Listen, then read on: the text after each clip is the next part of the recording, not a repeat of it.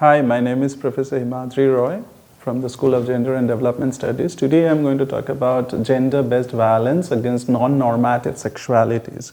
Now it is very important for us to understand what is non-normative sexualities, because when we talk about them, it usually comprises of the LGBT people, and as they are not accepted in the society, they itself make themselves vulnerable to different forms of violence.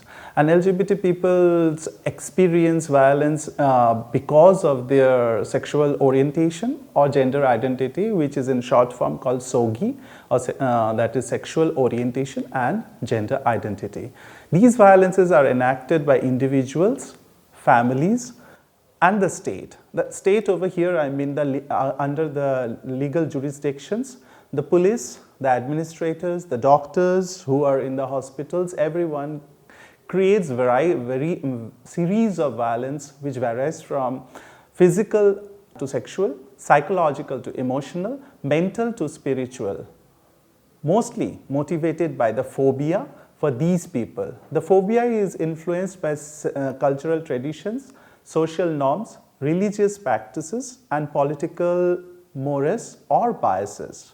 Mostly the violences are caused by heteronormative and patriarchal people in the society. Now there is a series of state-sanctioned violence that has been imposed or against the LGBT people. There is a history behind it. If you go back to the 2nd century BC, in the Middle East, under Middle Assyrian law codes of 1075 BC, which states that if a man lay with his neighbor, when they have prosecuted him and convicted him, they shall lie with him and turn him into a eunuch. Now this is very interesting, because on this basis a man named Leviticus was given death penalty by the Hebrew people. Similarly, in Germania, Tacitus's book called Germania, the death penalty was reserved for two kinds of punishments, capital offenses. One is military treason, the other one is desertion, was punished by hanging. And so moral infamy, that is cowardice and homosexuality, and I'll quote over here the Latin words for it, which means igno vos et embellis ad corporis infamis, which means Gordon translates this into corporis infamis as unnatural prostitutes, while Langobardi translates it as effeminate, cowardly, homosexual. In Europe, in Republican Rome, it was illegal for any adult male to willingly get into same-sex acts, not even with underage males. During the Christian rule, the same-sex marriage was illegal. But whether the punishment was death penalty or not isn't clear anywhere in the written history. But LGBT people did get death penalties for famines, earthquakes, or pestilences. This is very interesting to note that in Republican Rome, where the Christian was ruling, they thought that famines, earthquakes, and natural calamities are caused by the homosexual people during that period. Now in France and Florence, death penalty was reinstated during the Middle Ages. In Florence, a young boy named Giovanni di Giovanni was castrated and burned between the thighs with a red-hot iron. Now, in France, which we consider today is one of the most progressive nations, was once upon a time in this kind of a regressive form. Now, in Swiss, canton of Zurich, Hohenberg was burnt alive with his boyfriend. Similarly, in France, again in the jurisdiction of France, we see that the French writer Shawshan was also burnt alive because he attempted to seduce a young man. In England, male sodomy and bestiality was punished through death penalty, but 300 years later, in 1828, it was superseded and only sodomy became punishable offense, but not death penalty. In Malta, during the early 19th century, a Spanish sailor and a local teenage boy was burnt alive after confessing to sodomy.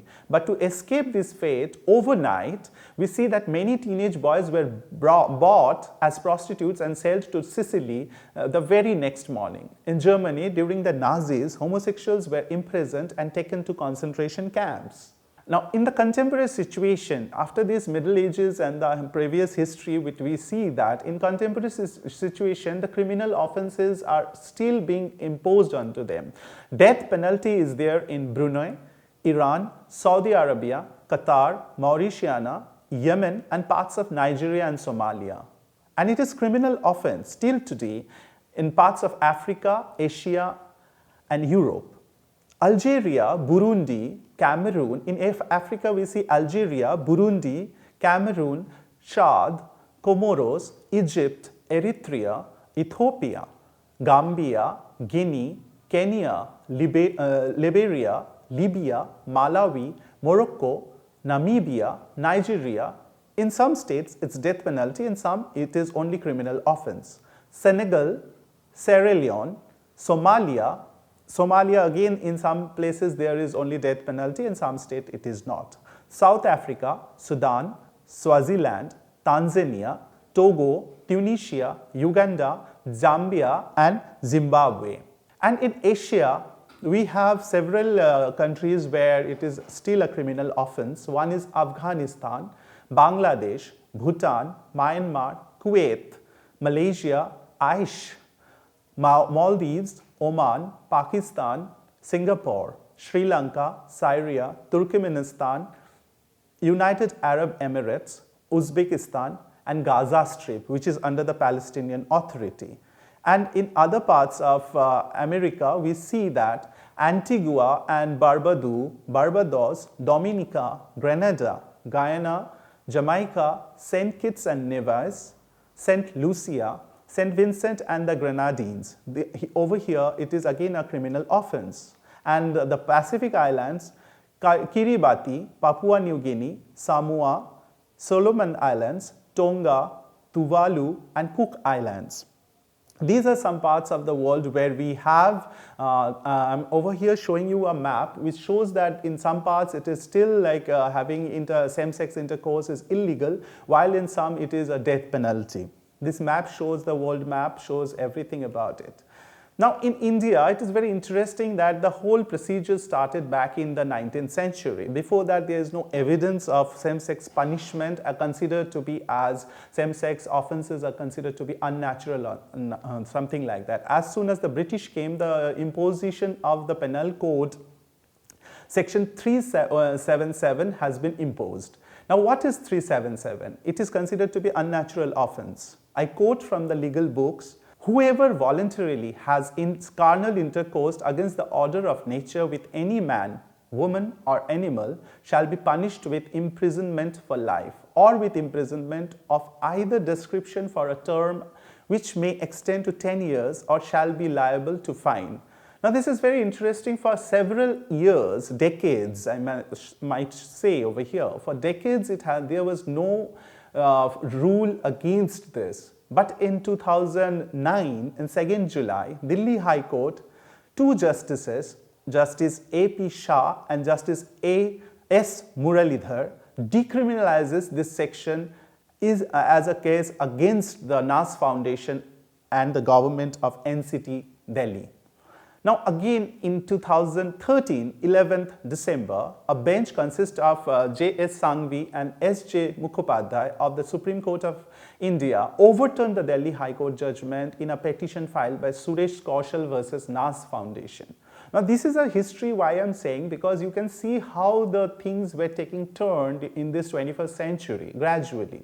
Then after it was recriminalized after 4 years, we see that 3 years later, we see in 2016 on February 2nd, the final hearing of the curative petition begins and passed by the 5-bench judgment of the Supreme Court of India. In 2018, 2 years later, in 6th September, the 5-bench constituted of Court of the Chief Justice Deepak Mishra, Justices Dhananjay Y. Chandrachud, Ajay Manikrao Khanvilkar, Indu Malhotra and Rohinton Fali Nariman gave a final verdict and restored the Delhi High Court judgment against IPC section 377, and all the LGBT people has been decriminalized for this from the IPC section 377.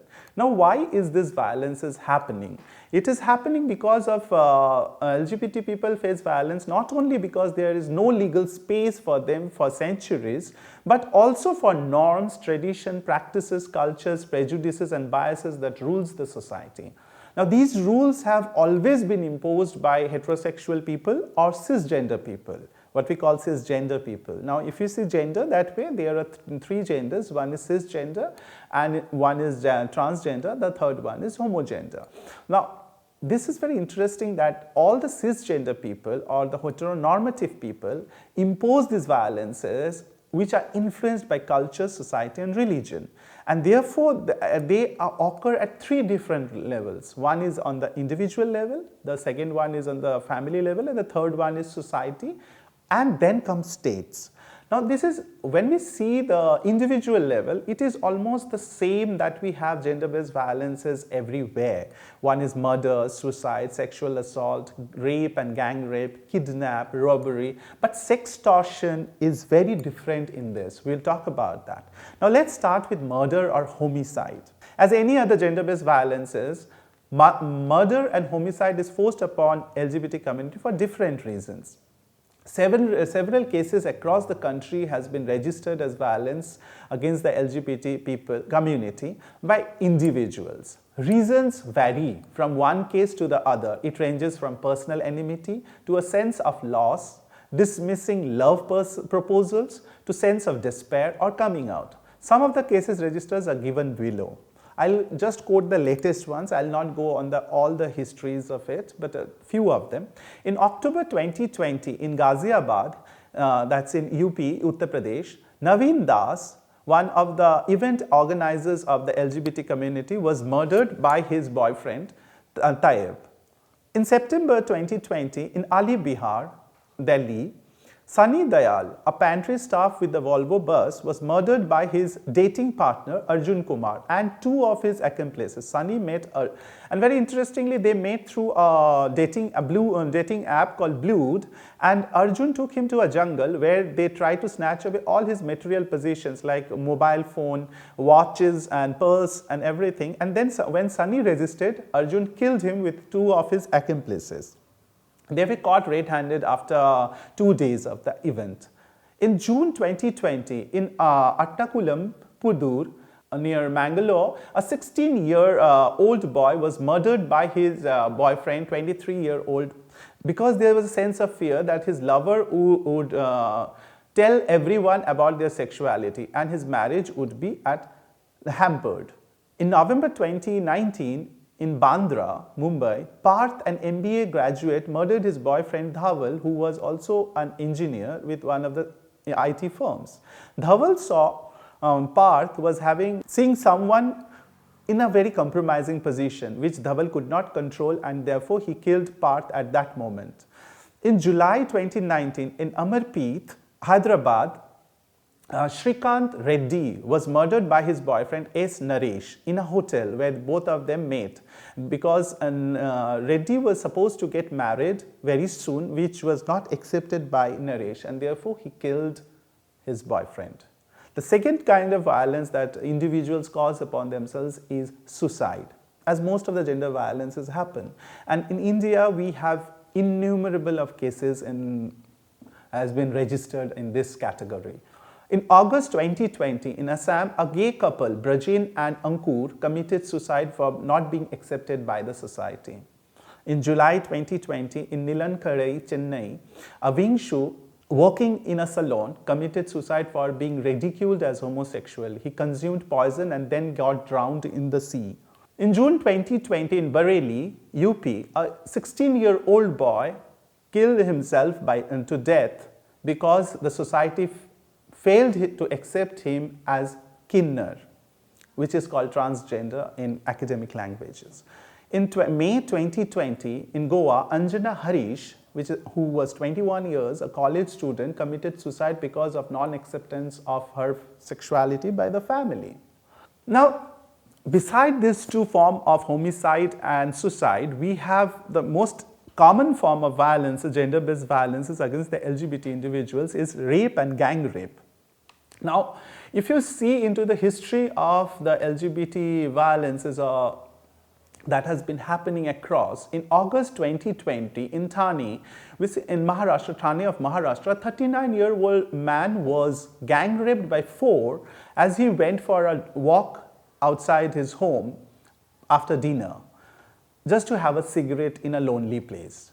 In May 2019, in Koramangalam, in Bangalore, 2 transgender students from Manipur was raped by 3 unidentified persons. The accused men barged into their hostel room in the late evening and forced upon them. In September 2018, in Delhi, a gay man, 31, was gang raped by 4 after forcing him to drink a sedative. In September 2018, in Delhi, a fashion designer was gang raped in a cab by the cab driver and 2 others. I'm talking about these cases because these are registered police cases where the case has been either solved or not yet, the cases are still going on. Another form of violence that we see over here in the LGBT individuals is kidnap, and probably kidnap is very common gender violence that we have across. But in LGBT community, it is very interesting to see that when they abduct the men, they just abduct to sexually assault them. Not just ask for ransom or something, but also abduct them. In December 2019, in Kurla, Mumbai, a 22-year-old boy was kidnapped by 4 men. And they later, when they found that the boy was a LGBT community member, they sexually assaulted him and left him over there. In September 2019, in Mathura, UP, a 14-year-old boy was kidnapped by his online dating partner, 24-year-old man from Haryana, with 2 of his friends. They took him to the jungle and asked for a ransom of 5 lakhs from the victim's father, who complained at the police immediately. They were all nabbed in the spot. Now, the other form of violence that we see by the individuals that happen is robbery. Now, gender-based violence, LGBT people quite often face this for different reasons. One of them is that they are vulnerable to the society because there are no legal spaces. Now, I'll point over here 2 cases only. In 2020 February, 50 top ranking corporate executives are robbed at different occasions by the same gang and who posed to be as gays in the online dating apps. In September 2020, in Chavanbagh, Pune, Jatin Power, an 18-year-old boy, lured and robbed 81,000 from a 34-year-old man with 3 of his accomplices. In September 2019, 6 men, Ajay Sharma from Noida, Rajkumar Sharma, Vijay Sharma, Mukul Gaur, Johnny Saini and Rahul Saini, all from Bulandshahr, posing as gay escorts, have been robbing many vulnerable gay men and bisexual men all across the country. The cities are Ahmedabad, Kota, Indore, Vadodara, Bangalore and Delhi. The police tried to nab them at different places but ultimately were successful in Vastrapur, Ahmedabad, and recovered several bank ATM cards, US dollars, Nepal currencies, 7 wristwatches, cash of 50 lakhs, 6 mobile phones and many other items which have been extorted from these kind of people. Now, the last form of violence that is caused by individuals, which now I'm coming to the point, is sextortion. This is very unique form of gender-based violence that only the LGBT people face in the society. When any LGBT person or persons comes close to a stranger with their real sexual orientation or gender identity, the same person or persons blackmail them for either sexual favors or material benefits. There are innumerable cases registered across the country in this regard. Some get blackmailed for having sex without consent to hide their sexual orientation. Some has to shell out money every time the accused asks for. Keeping oneself in closet leads to such kind of extortions for the LGBT community that they face every time. This is a very unique form of violence that happens with the LGBT people. The other form of violence that against the LGBT people is by the family. This is a very sad but very interesting form of violence that we see.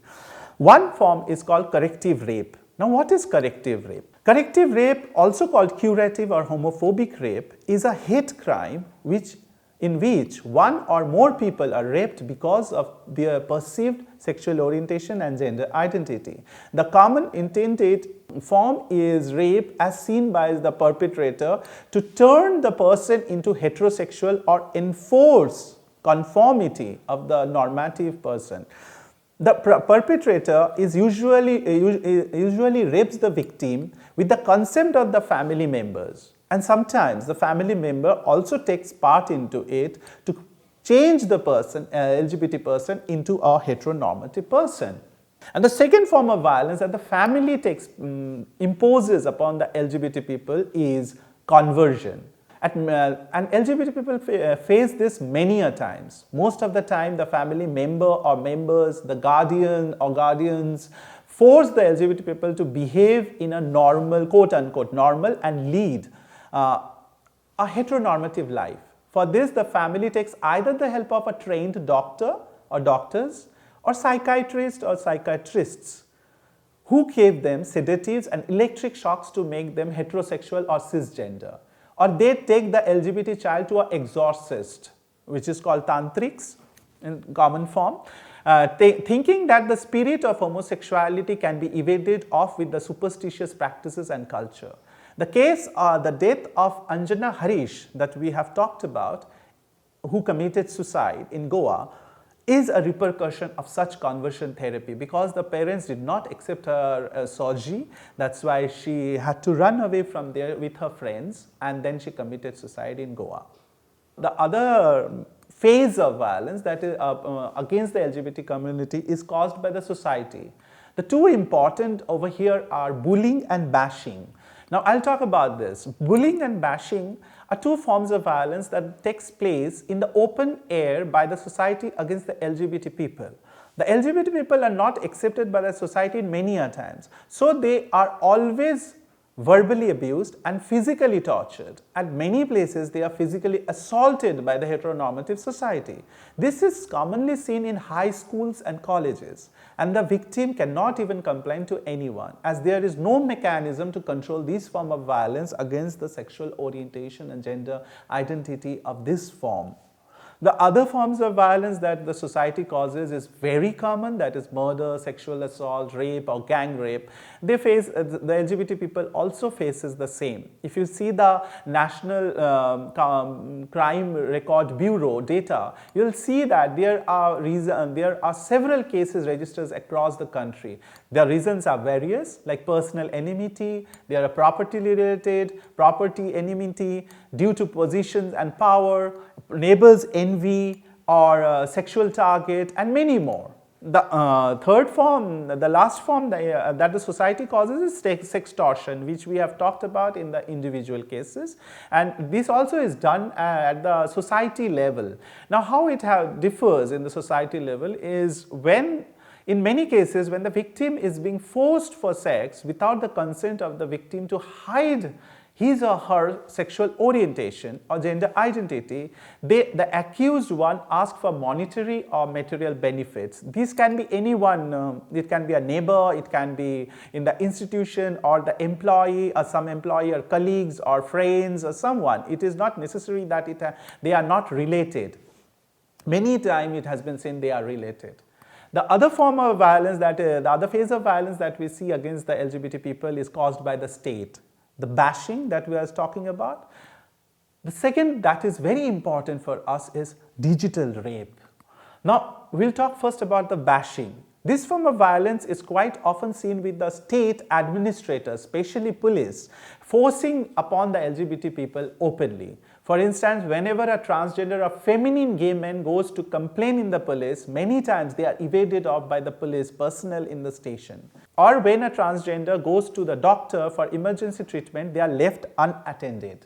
And digital rape. Why I'm talking about this? Because this is a form of violence that the police forces upon the LGBT people.